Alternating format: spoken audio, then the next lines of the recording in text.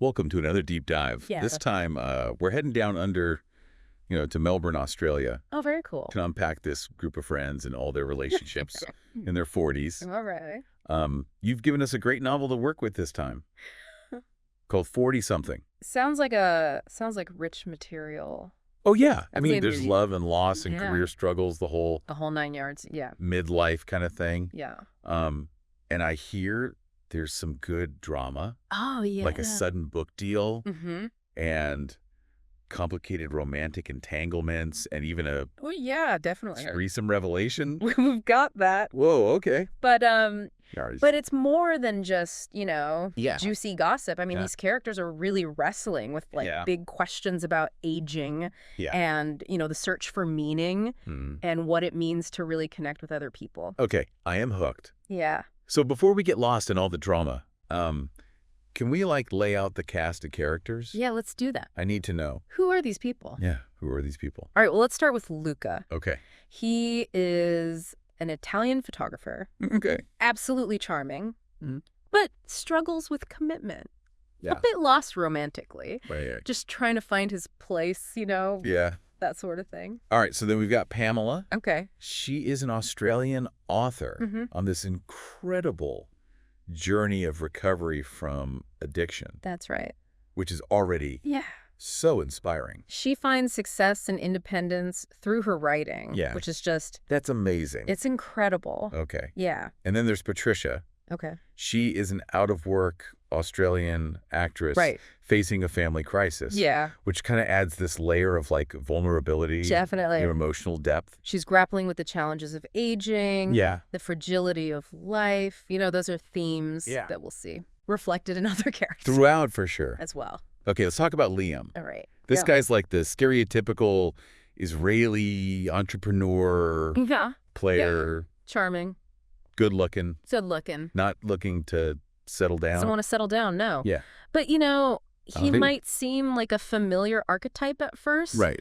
But there's more to him than meets the eye Okay. as the story unfolds. Yeah. We see a different side to this character. Okay. I like it. Yeah. All right, so now for the hosts with the most, Okay. Ross and Kathy. All right. This seemingly perfect Australian couple Right. that always have the group over for dinner. Yeah, they're always hosting. Yeah. Their home becomes this sort of Yeah. neutral ground, this Yeah. space where the characters can interact Yeah. and let their guards down and Yeah. reveal their vulnerabilities. I love it. Yeah. Okay. Okay, who's next? How about a wild card? Okay. Michael. Yeah. Australian car dealer. Yep. Going through a messy divorce. Oh. And, Sounds messy. yeah, he's got a volatile personality. Okay, so he brings Yeah. this element of unpredictability to the Yes. group dynamic. For sure. He's grappling with, the breakdown of his marriage. Yeah. Trying to figure out his next chapter. Okay, and then there's Josie, All right. Australian businesswoman, Uh-huh. strong-willed, Yeah. and finds herself in this complicated relationship with Michael. Oh, boy. Yeah. Josie's story explores the complexities of modern relationships Yeah. and the challenges of balancing personal and professional aspiration. For sure. Absolutely. Wait, who else? How about an older couple? Okay. Manuel and Allison. Right. He's Spanish, she's Scottish. Okay. And they're constantly bickering Uh-huh. as they navigate the realities of retirement. So they offer a glimpse into Yeah. the challenges of long-term partnerships? Yeah. How couples face change and aging together. Makes sense. Yeah. All right, then there's Jonas and Sylvie, Okay. facing cultural differences and relationship hurdles. All right. He's Austrian. Yeah. She's from Singapore. So we're getting even more diversity here. I know, it's amazing, right? It's awesome. And then just when you think you've met everyone, Yeah. enter Kat, Okay. Italian single mother, All right. who adds a bit of mystery and intrigue Oh, very cool. to Luca's life. So Kat's arrival throws a wrench into Luca's already Yes. complicated love life. Oh, man. Yeah. What a crew. It's a big group.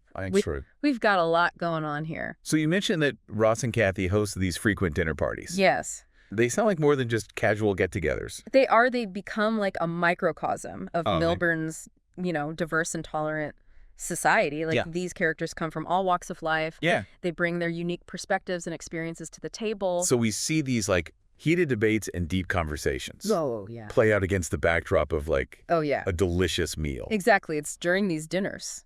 Sounds like my kind of party. It is, yeah. That the group dynamic really comes alive. We see them debating everything from the role of men in the kitchen to cultural differences in male friendships. Oh, give me an example. Like what? What kind of cultural clashes happen at these dinners? Well, there's this particularly awkward hug Okay. between Jonas and Michael that highlights how physical expressions of affection can differ across cultures. Right. It creates this moment of tension and misunderstanding even within this close-knit group of friends. It's a good reminder that even with the best intentions, Totally. things can get lost in translation. Absolutely. Yeah. And as the wine flows and inhibitions loosen, Here we go. the conversations dive into deeper territory. They talk about love relationships, the passage of time, things that, everyone can relate to.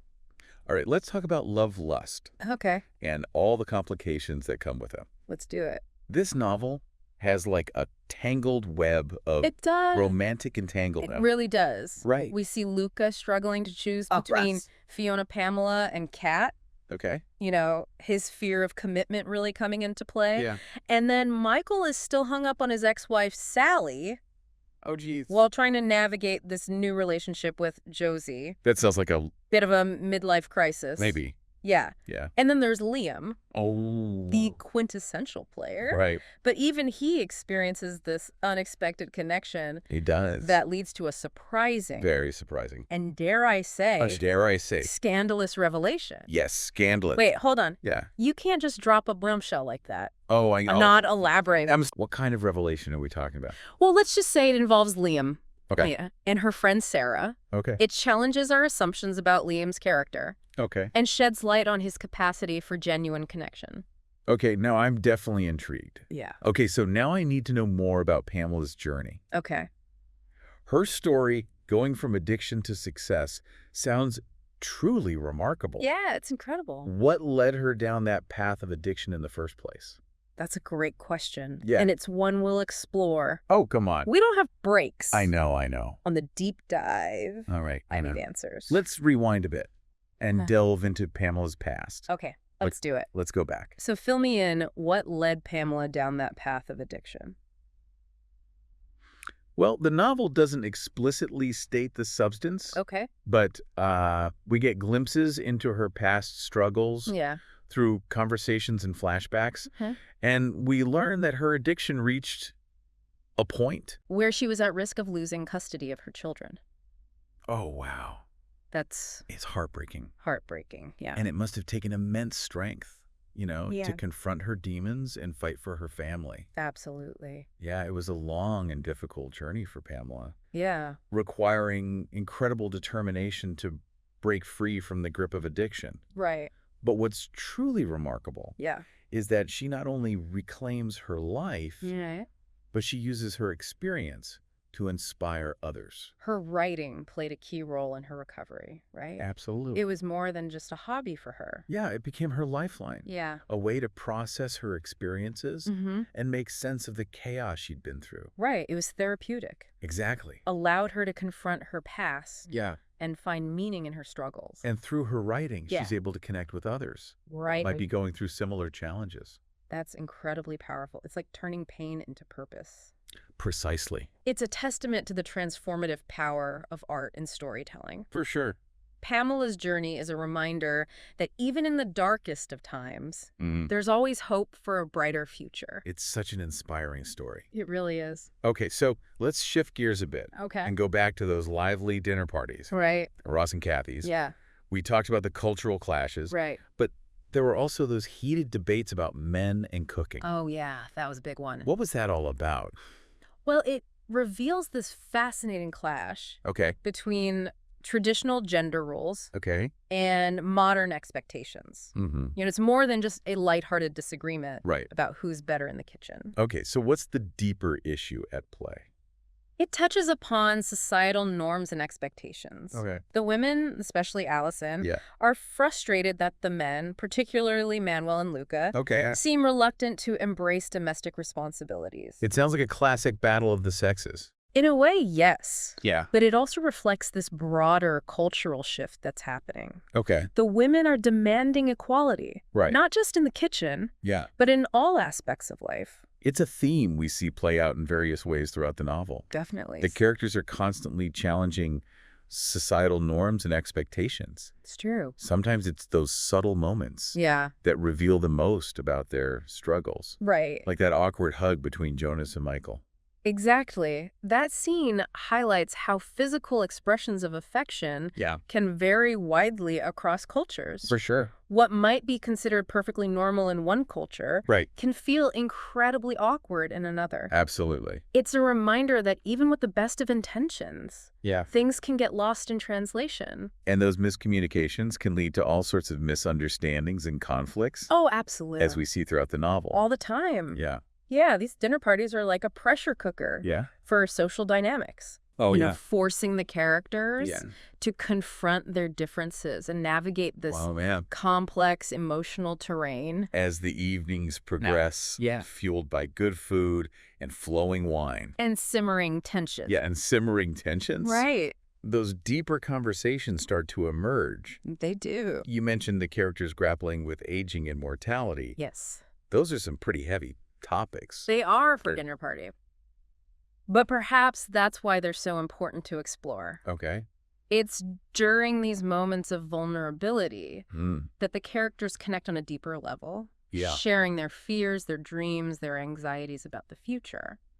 So how do they approach these topics? Yeah. Is it all doom and gloom? Not necessarily. Right. Manuel and Allison's impending retirement sparks a range of reactions. Okay. Some, like Luca, view retirement as a sort of death sentence. Oh, wow. A sign that, you know, life's adventures are coming to an end. Right. Others, like Ross and Kathy, embrace it as an opportunity for new experiences. Right. A chance to slow down Yeah. and savor life's simple pleasures. It sounds like their perspectives on aging reflect their individual personalities and life experiences. Exactly. Yeah. And it's fascinating to see how those different viewpoints Yeah. clash and converge throughout the novel. Right. The characters challenge each other's assumptions and learn to see things from new perspectives. Right. They're all on this journey of self-discovery. They are. Figuring out what matters most as they navigate this new stage of life. And what's remarkable is that they do so together, supporting each other through the highs and lows, the triumphs and the heartbreaks. It's like they become this family of choice. They do. Bound by shared experiences and a deep understanding of each other's strengths and weaknesses. Yeah. It's a beautiful reminder that even as we age, we're never truly alone. Right. There's always someone there to offer a listening ear, a shoulder to cry on. Or a glass of wine. Or a glass of wine. And a hearty laugh. Exactly. You're absolutely right. Yeah, and those connections become even more important as the characters face these unexpected challenges and confront those hidden secrets that threaten to unravel their lives. Speaking of secrets, let's talk about those subtle hints and revelations you mentioned earlier. Where do we start? Yeah, where do we start? Well, one of the most intriguing subplots involves Sylvie's confession of an affair. Wow, okay. It's a moment that shakes the group dynamic and forces everyone to question their assumptions about love and fidelity. So Sylvie, the seemingly happy wife and mother, is hiding a secret life. It seems so. What leads her down this path? Well, the novel doesn't offer any easy answers. Okay. We see hints of dissatisfaction in her marriage to Jonas, this growing sense of disconnect, and a longing for something more. I'm sensing a theme here. What's that? It seems like many of the characters are struggling to find fulfillment. That's true. In their relationships. Yeah. Whether romantic or platonic. Yeah, that's a good observation. What about Patricia? Yeah. You mentioned this mysterious diary. Oh, yes. Belonging to her mother. Right. What secrets does it hold? Well, the locked diary becomes a symbol of Patricia's complex relationship with her mother. Right. It represents all the unanswered questions, the unspoken truths that Patricia yearns to uncover. It sounds like Patricia is on a quest for understanding. She is. Both of her mother's life and her own place in the world. Exactly. Okay, now I'm dying to know what's inside that diary. Yeah. Does Patricia ever find the key and unlock its secrets? So he left off with Patricia and that locked diary. Symbol of so many unanswered questions. Right. Did she ever find the key and unlock its secrets? She did. Oh, she did. Yeah. Okay. And inside, Patricia discovered. Okay. Her mother had a secret affair. Whoa. Okay. It's a revelation that completely shifts her understanding of their relationship. Wow, that's a heavy discovery. Yeah. How did Patricia even react to that? Well, it was this whirlwind of emotions. Okay. Anger, hurt, but also a sense of understanding. Patricia starts to see her mother as this complex individual, not just as a parent. Right. This discovery leads her to re-examine her own beliefs about love and family. It sounds like the diary, acts as a catalyst. It does. For some real growth. It does. And self-discovery for Patricia. Yeah, and it ties into that theme of hidden truths. Yeah, for sure. That runs throughout the novel. We also left off on a bit of a cliffhanger. Oh, we did. With Liam and his surprising threesome experience. Yeah. It was a turning point for a character. It was. We thought we had figured out. Yeah, we thought we knew Liam. Right, exactly. Yeah. So we talked earlier about how so many of these characters, despite their outward appearances, are seeking deeper connections. Yes. So did this experience change Liam? It did. Also, for Liam, it wasn't just about physical pleasure. Okay. It was about connecting with those two women, Lena and her friend Sarah, on a deeper emotional level. Okay. It challenged his ideas about relationships and opened him up to a different kind of intimacy. So it seems like everyone in this Melbourne circle is on a journey of self-discovery.